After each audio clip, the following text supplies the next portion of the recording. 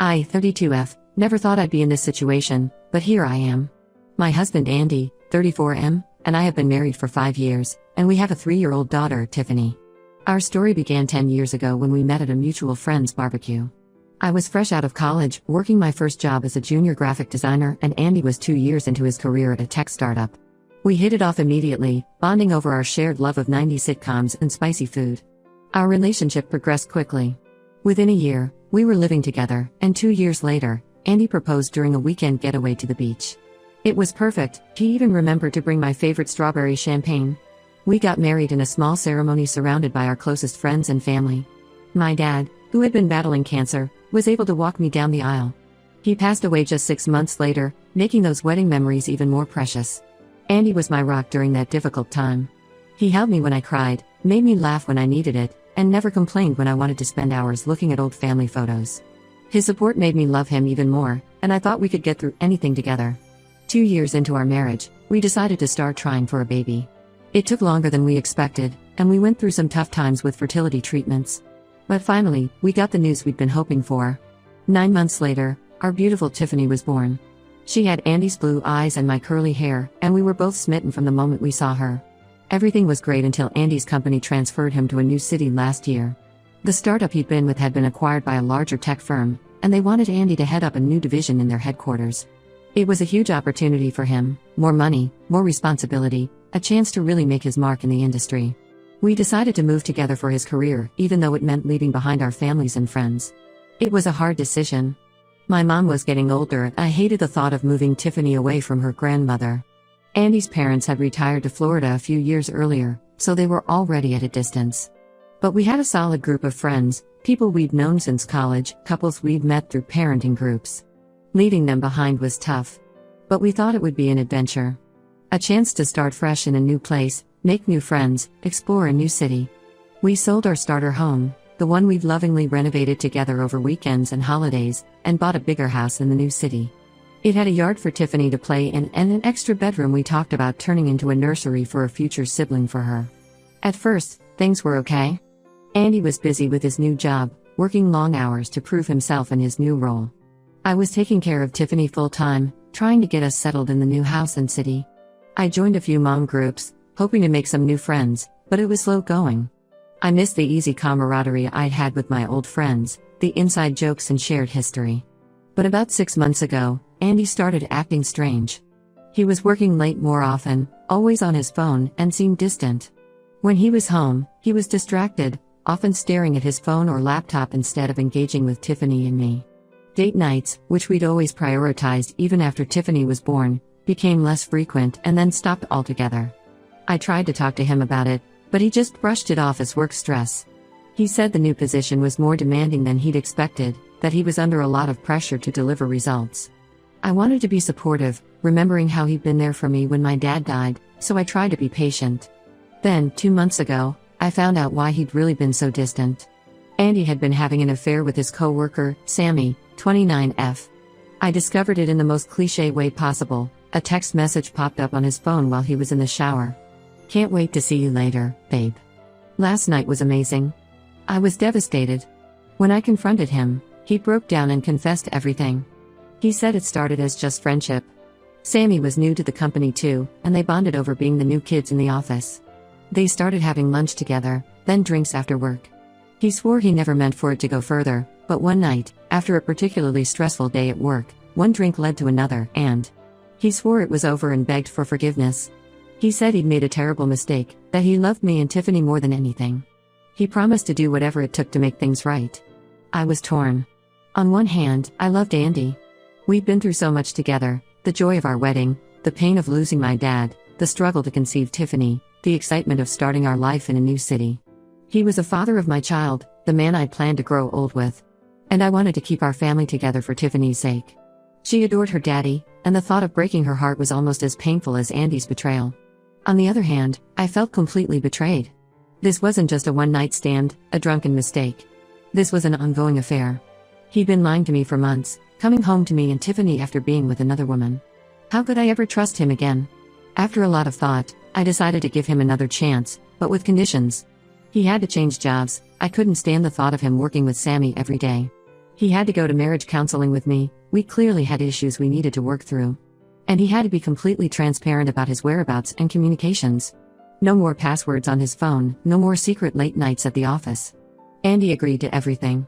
He found a new job at a different company, started counseling with me, and even gave me access to his phone and email. For a while, things seemed to be improving. We were talking more, spending time together as a family, and slowly rebuilding trust. The counseling was helping us communicate better, and I started to hope that maybe we could get through this. But last week, everything fell apart again. I was using Andy's laptop to check our joint bank account when I noticed some strange transactions.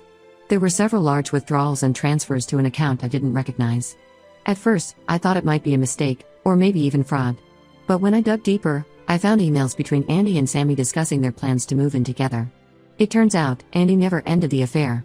He had been lying to me this whole time, pretending to work on our marriage while secretly planning to leave me for Sammy.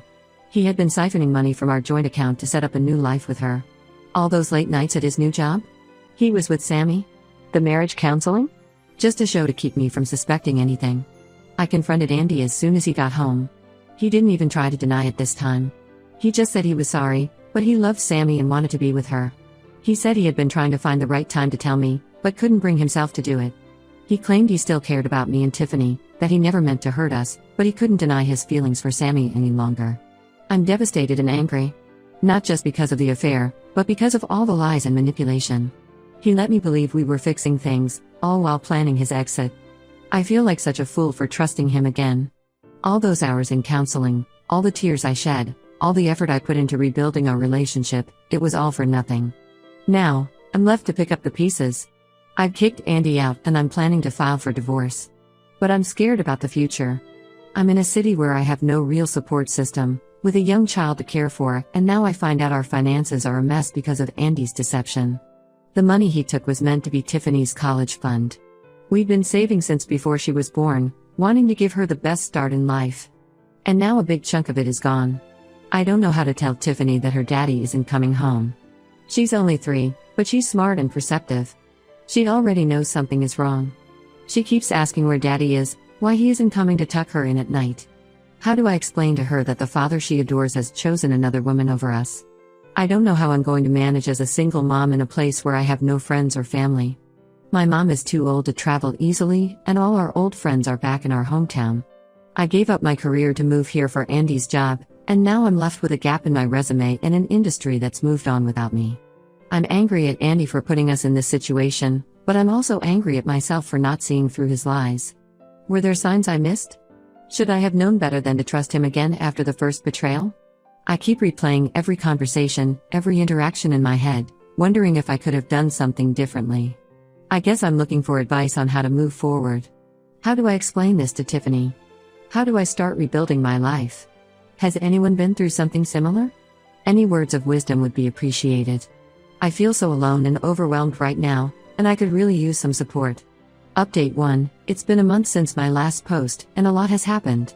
First, I want to thank everyone for their kind words and advice. Your support really helped me during those first difficult days when I felt like my world was falling apart. After kicking Andy out, I immediately contacted a lawyer.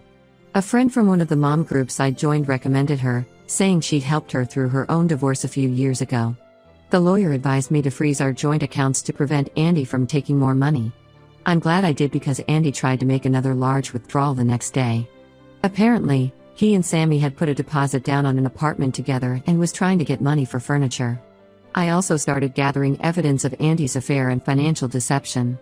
The lawyer said this would be crucial for the divorce proceedings and custody arrangements.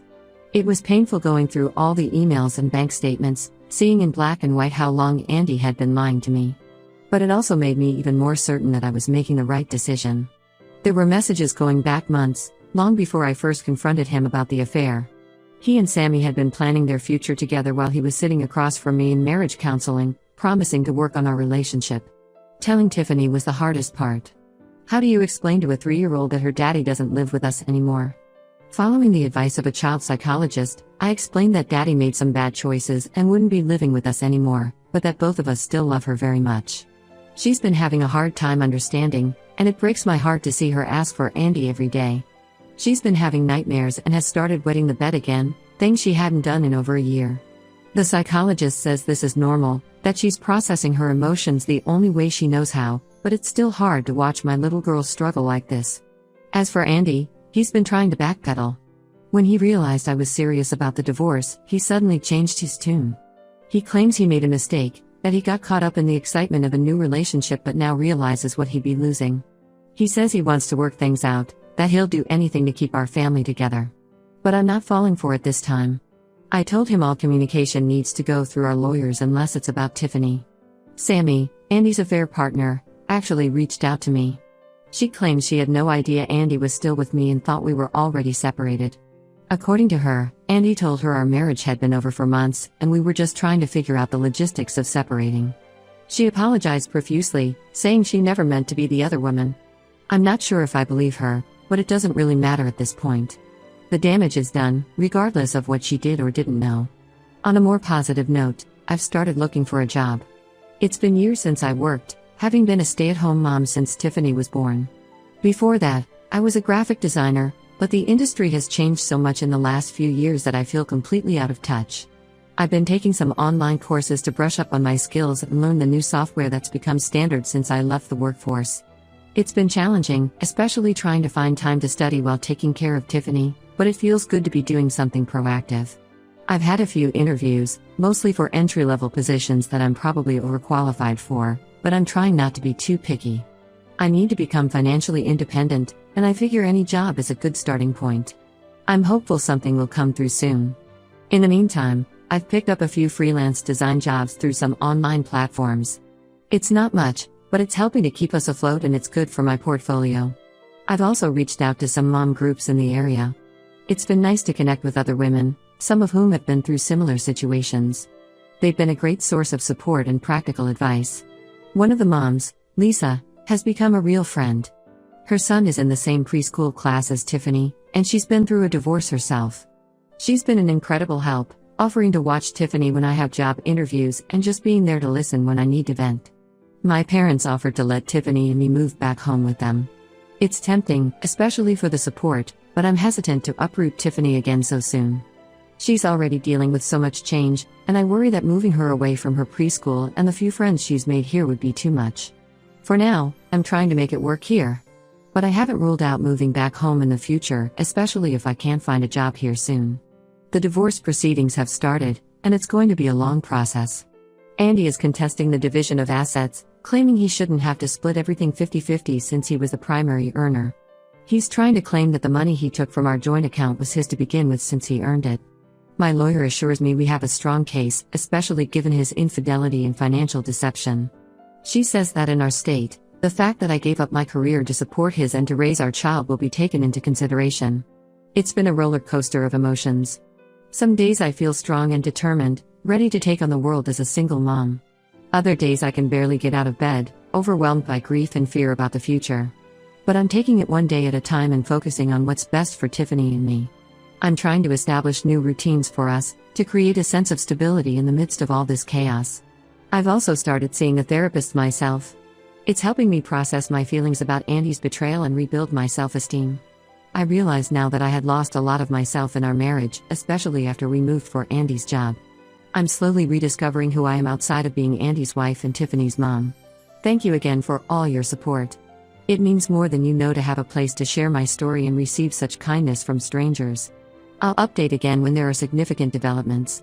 Update 2. It's been 3 months since my last update, and 6 months since I discovered Andy's betrayal.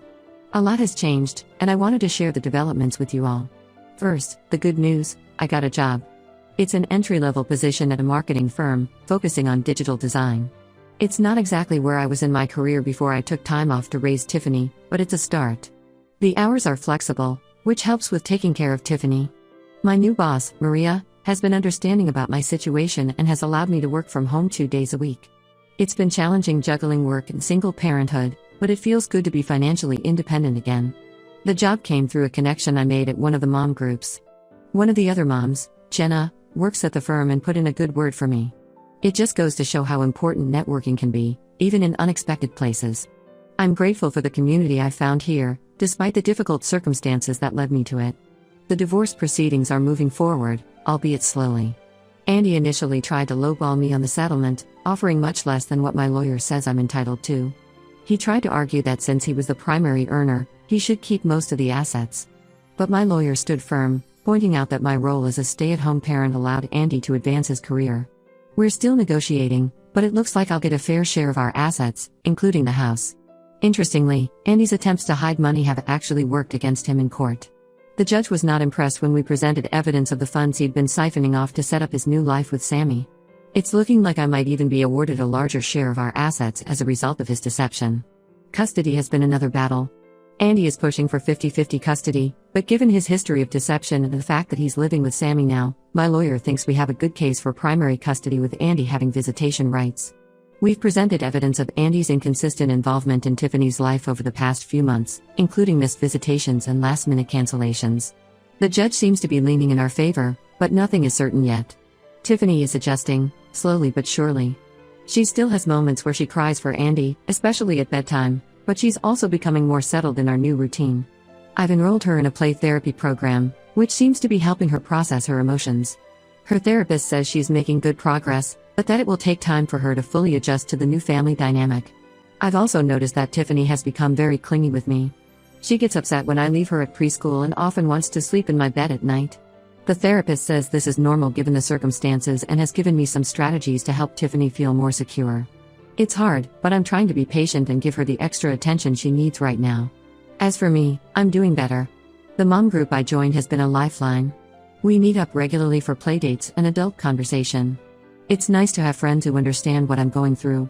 Last weekend, we had a spa day at Lisa's house while her husband watched all the kids. It was just face masks and nail polish in her living room, but it felt so good to relax and laugh with friends for a few hours.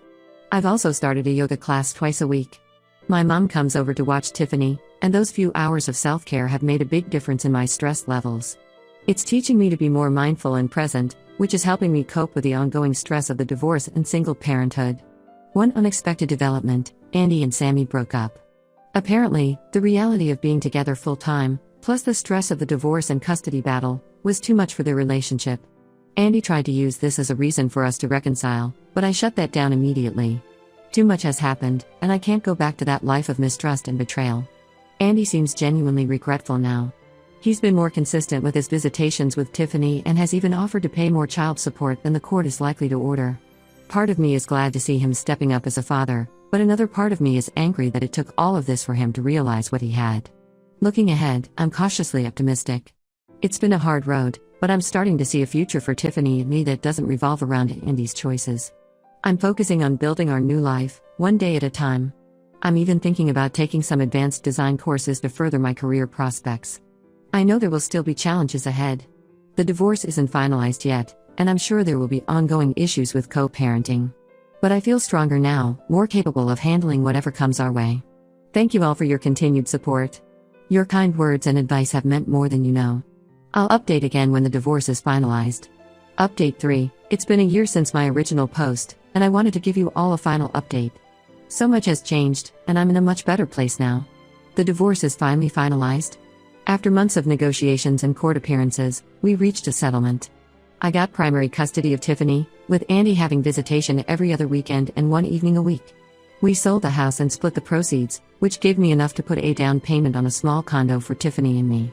It's not as big as our old house, but it's ours, and we're making it a home. Financially, things are stable. I'm still at the marketing firm and recently got a promotion to senior designer. It's not easy being a working single mom, but we're managing. I've also started a small side business doing freelance graphic design, which brings in some extra income. It's mostly weekend work when Tiffany is with Andy, and it's helping me rebuild my professional portfolio. Tiffany is thriving. She's adjusted well to our new life and is doing great in kindergarten. She's made new friends and is involved in ballet classes, which she loves. She still sees Andy regularly, and while their relationship is different now, it's good to see them bonding. Andy has been more consistent with his visitations lately, which has helped Tiffany feel more secure. Co-parenting with Andy has its challenges, but we're making it work. We use a co-parenting app to communicate about Tiffany's schedule and needs, which helps keep things civil and focused on Tiffany. There are still moments of tension, especially around holidays and special events, but we're both committed to putting Tiffany first. As for me, I've grown so much through this experience. Therapy has been incredibly helpful, And I've learned a lot about setting boundaries and valuing myself.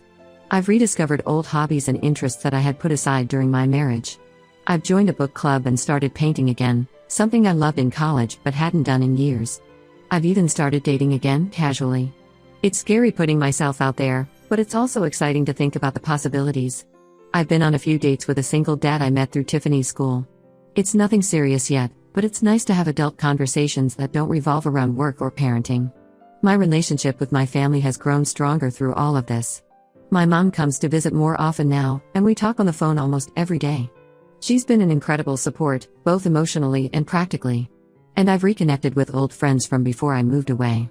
Modern technology makes it easier to stay in touch, and I'm grateful for these renewed connections. Andy and I have reached a place of civil co-parenting.